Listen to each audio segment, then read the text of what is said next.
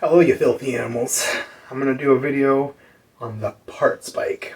And it's a subject that's near and dear to my heart. But first, I have too many projects going on, and they're all sort of, they could get rushed out. I could get random garbage slapped all over them that would kind of technically work. People build bikes that way. I am not into that. I like bikes to be cohesive, to make sense. Use modern wheels, use a modern stem or seat post too on a vintage bike, but modern neo-retro or modern. Make stuff cohesive. Have the right parts, which will lead us into the parts bike. Here's a project I'm working on. Gorgeous Trek 1000, it's aluminum Trek. Not highly desirable, but flawless sparkly paint.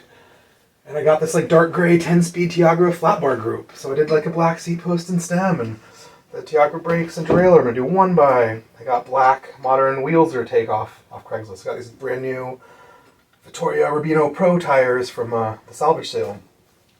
Big 10-speed cassette, do new 10-speed chain.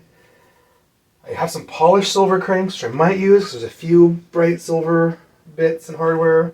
But also have some black Sagino cranks I'll probably end up using.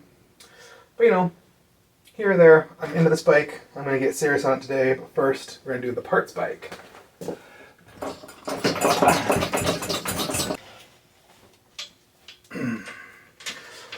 Getting this out of the way with some other projects. And by out of the way, I mean totally in the way, completely blocking this closet. Oh boy! So much room! So much room!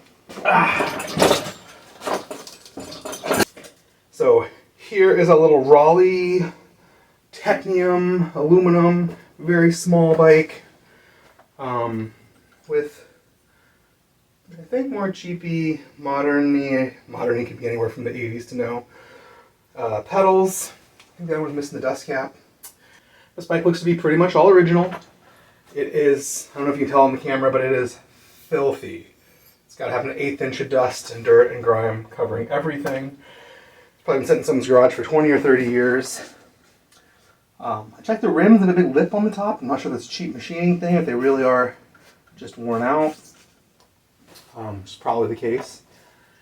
But it's got a U-brake, and people are always desperate for U-brake parts. Not a lot of them around. It's got Sun Tour, sort of 40-50, probably not desirable at all. Long cage derailleur, mountain front derailleur.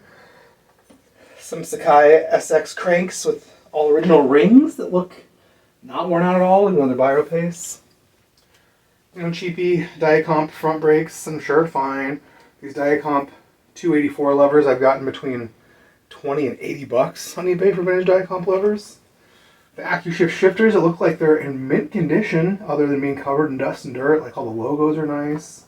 Goofy Tioga T-bone stem it's peeling off. So I peel this off. With all the dust and dirt, that label actually comes off. But I was at the Goodwill bins, and this bike was 30 whole bucks. Even though it's not super high-end or whatever, it's a good parts bike. It's probably in good enough shape. Even if I had to replace the wheels, I have several old mountain bike wheels from other parts bikes sitting around. I could build this bike up if I wanted, if it was in really nice shape. But it is glorious to have a parts bike. It is glorious to have spare parts. I sell them for extra money to finance things. I use them on builds. These levers are super cool. I'd use these on some builds. The shifters, the groups, weird, but kind of cool. And for 30 bucks, I usually buy them for between 50 to 70 bucks for old vintage mountain bikes on Craigslist. You can usually find them at least one a week for that. Get cool Dior parts or whatever. But I'm just going to tear this dude down, and I hand clean all my parts. I know a lot of guys use parts washers and stuff. That's probably smarter and better. I've never liked it. Parts washers will corrode old parts, especially if you leave them in too long. I like to hand clean my parts because I really don't assume anything. When I'm cleaning them, I can really see if there's a bunch of wear in the cage, or it's all sloppy, and I can play with it. I'm like, oh, this is a little, probably too sloppy for index. Or for a really crisp, consistent index. I can really see how worn out the rings are. I pull all the chainring bolts off and really make sure that things aren't frozen, rusted solid, things aren't going to be a problem in the future. I can solve them now. I like inspecting stuff, and look at this bike, even though it's 30 bucks and it's super old, there's no rust on any of these parts. And that is great, man. I pay money for bikes sometimes that have like just all the hardware is just red with rust. And you're like, oh, it sucks, but most of it's kind of cool. So it's great to have parts that can steal not stripped out matching dust caps. I can steal chainring bolts that aren't rusty. You know, I can swap the brakes out because these brakes have no rust at all on the hardware. Bolton's gorgeous. I hate rusty, crusty stuff, especially on bikes that you're trying to restore. It'd be cool. So let's strip this dude down. I'll put the frame up on Craigslist for $10 and see if anyone cares. And if not, it goes right into the recycling pile out front, which is a bit of a shame, but this town is drowning in bikes. There's nothing you can do. Even the big nonprofits that take donations, man, they're throwing stuff in recycling every day. They're drowning. Some of them have hundreds and hundreds of sets of single wall, half worn out old wheels. And it's like, yeah, you got to start throwing that stuff away. Just keeping the quality stuff, unless you're running short on things and you're desperate to use it. So whenever I strip a bike, the first thing I do is cut all of these cables. Get out the way so things can actually come apart. Next to this bike at Goodwill, there's a bunch of other cheap, modern-y, Walmart-y bikes and stuff. I know people fix that stuff and sell it. I don't care about that. There's enough nice bikes in town. I don't have to worry about it. This bag was on the ground, so I just strapped it on the handlebars because little bag of ferrules. Nice chrome ferrules, brand new in the bag. Ugh. Not saving any of that. Probably don't see the reason in saving any of this. But you know, one cheap clamp-on bell handlebar bag that I'll probably never do anything with. Or maybe I'll put it on the bike as a joke. Parts, parts, parts. Next, let's see if the seat post and stem will come out. Oh, that feels tight.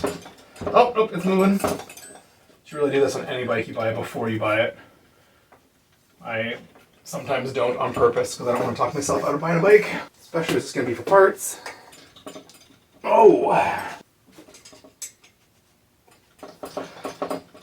Using leverage, pulling together. Usually leverage is better to push, but too tight for this. But if I use my other arm and the handlebars, nice and loose. Oh yeah, no problemo.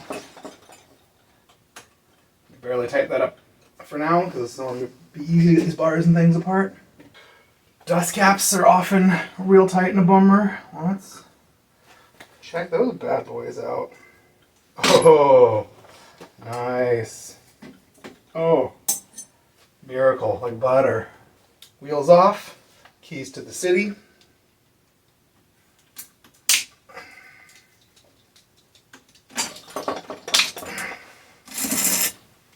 So here's a problem, stripping this Raleigh parts bike, and the shifter, this cable, is like stuck in there. There's a couple things you can do before you panic. I like to try a couple different sets of pliers, usually some needle nose ones. So I pinch this cable kind of up close, hold it pretty straight, and just try and push.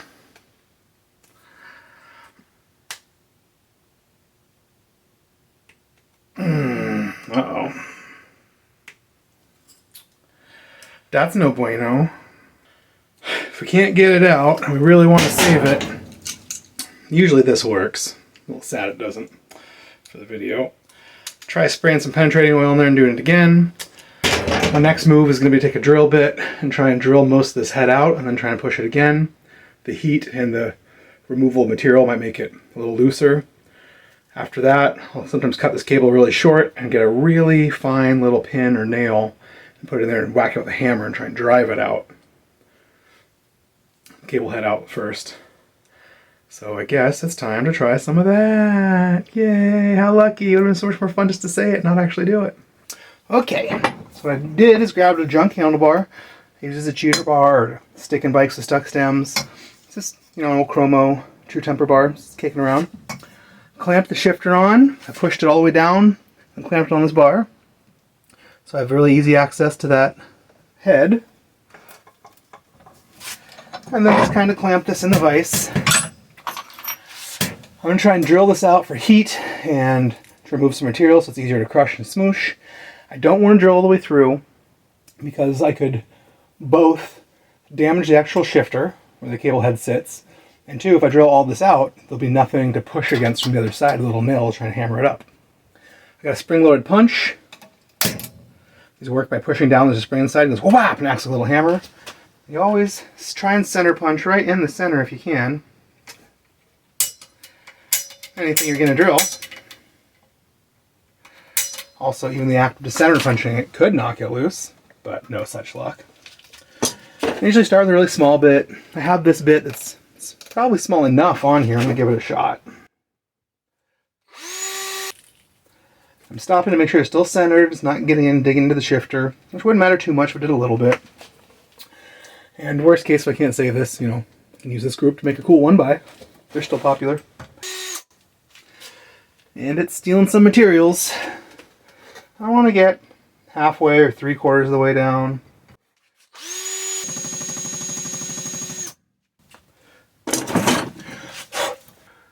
So we've removed some material from in there. Not a ton, not even halfway. I'm hitting this cable. But that's added some heat and some stress and taking some stress off. I'm going to try pushing it again. It almost looked like it moved, but it's probably wishful thinking. Boy, this one is really stuck.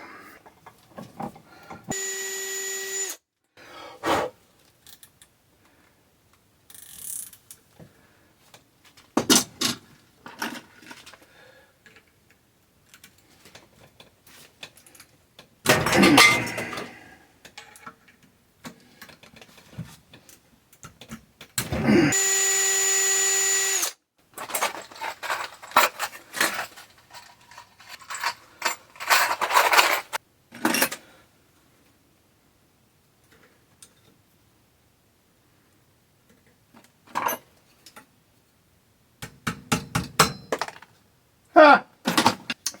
And we got it in just 40 or 50 easy steps. Drilled a bunch from this side, not too far, which looks good. The seat's there, and I'm a little bit off, so I widened it a little bit. Finally drilled out the cables from this side, a little drill bit, and got a really small nail and hammered it through, and it popped right through, and so much metal was removed and relieved and blah, blah, blah. Yay, you can see daylight behind it. Yay! Cool. Didn't even destroy it. Totally usable. Was it worth all that effort for a front sun tour low end or shifter? I don't know. I don't care. Back to our regular scheduled programming of stripping this bike. Ew! Taking off these brakes. They got an internal cam, sort of like a modern, those ridiculous bottom brackets. To sort of let you dial in height and setback. But it's for this backwards ass fork. Gross. People get these all the time. I'm trying to figure out brakes. You can get the die-comp brakes that don't use the spring holes, that have the tensioner on the outside. Like I just put on that MB5. You can use Pauls, they're the same way. So there's a lot of modern brakes. These weird ones. If you get this frame for me, lol. Buy these brakes for me off eBay, lol. But I want to point that out. Backwards canny bosses. Spring tension hole should be on the inside. You see this? Run. Run. Alright, so Raleigh is fully stripped. Only had one little hiccup with that shifter. I was hoping the bottom bracket would be too tight, so we could use this cool clamping tool. It clamps on to hold the wrench in place if you hammer it, but it came off with a couple of whacks. Wing nutty brakes, Took these photos, popping it up on the old Craigslist for 20 bucks. We'll see if I can get it. If not, we'll put it in the scrap pile next week out front, and some random tweakers will come by and take it, or the scrap junk metal man will come by and take it. Either way, it won't be my problem anymore. So now all I gotta do is clean all these parts and inspect them, really check them out, and decide if I'm gonna put them up for sale or use them. Sometimes I put stuff up for sale and then use it and then take it down if it doesn't sell. Because it's pretty cool. If I want to do like I think I might want to go to those X1 cranks I got. Make a little black Sun Tour group. I wish I wouldn't have used those black cannies on that MB5. I just got a black set of LX cannies, but I was going to save them for more black LX stuff, even though no one cares about LX stuff because they're snobs. Like, LX stuff is totally fine and cool. It is better than regular Dior. It is better than DX. It's just not as heat treated or something as XT and XTR, which you fools really can't afford, and is snobby to pay 3 times as much money for parts that aren't any better and are just as worn out and shitty. Snobs. You think everyone would like LX because it was only when they made a black group, and everyone's so into black. But whatevs. Let's do them parts. My very fun, exciting times. I'm gonna sit here and listen to some YouTube musics. And I got my little tray out, my little spray bottle, my little soap tank for bearings, some brushes, and stainless ones for really crusty stuff that doesn't show, brass ones for just about anything that's kind of crusty, some soft ones for stuff that does show. You don't want the polish to come off or the anode to get scratched up or whatever. Got some gloves because I've soaked enough of this stuff into my skin to know that I'm going to die. Nice little lazy boy. Nice little tunes and or podcasts. That crusty stuff. And well, most of this can be pretty lightly scruffy. We'll take the chainring bolts out, take the rings off. There's some little metal sort of shrapnel from cheap pedals digging in. I will carefully dress these with a file and get them off to where you can't really see it. And use pedal washers. Pedal washers are not very expensive. They'll save your cranks. They'll save your pedals. They'll keep you from cutting yourself when you work on your stuff. They are nice.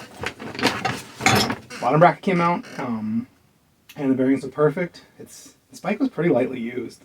I looked at the rims real close, and the anode's not even worn through at all. The lips are factory, not signs of wear. These are 170 cranks for 110, 74 triple. Super cool.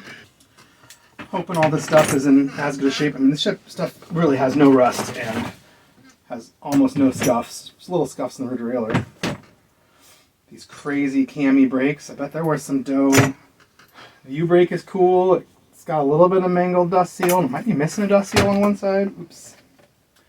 But it's a Diacomp one. The sticker is good. There's no fading. It looks really, really, really nice. Ooh, nice.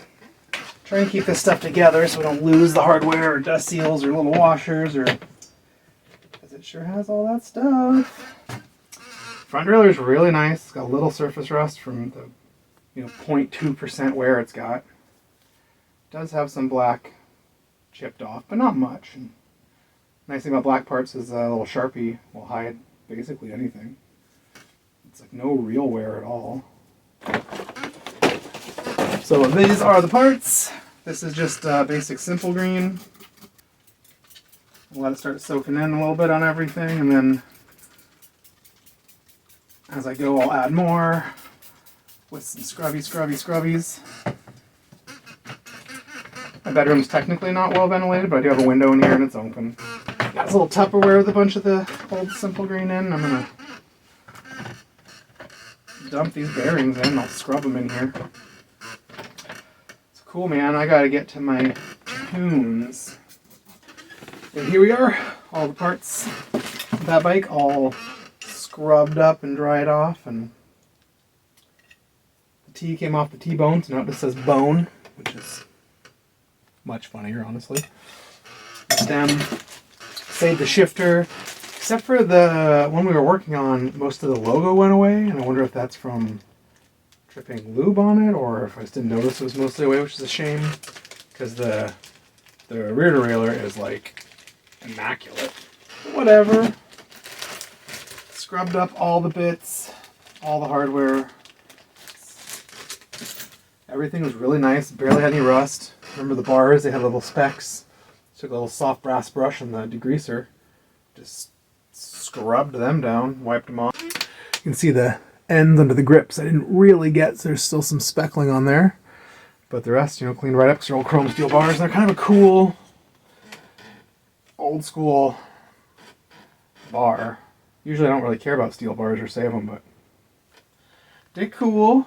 We'll see. Even the grungy old seat post, pretty much scrubbed up. It's good to have spare seat posts for weird sized mountain bikes.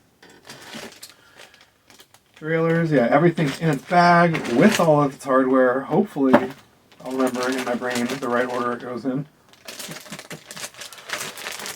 Derailleurs. So now I just gotta list some of this junk and get rid of it. So yeah, I'll save some of this for cool projects, or maybe end up selling it.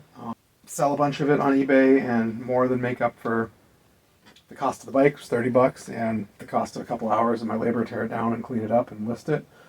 So I get paid, the bike gets paid off back, and maybe if I'm lucky, I even make some money and have some spare parts for cool projects. So that's why I love good old parts bikes. It's not every bike's worth saving. So thanks for watching.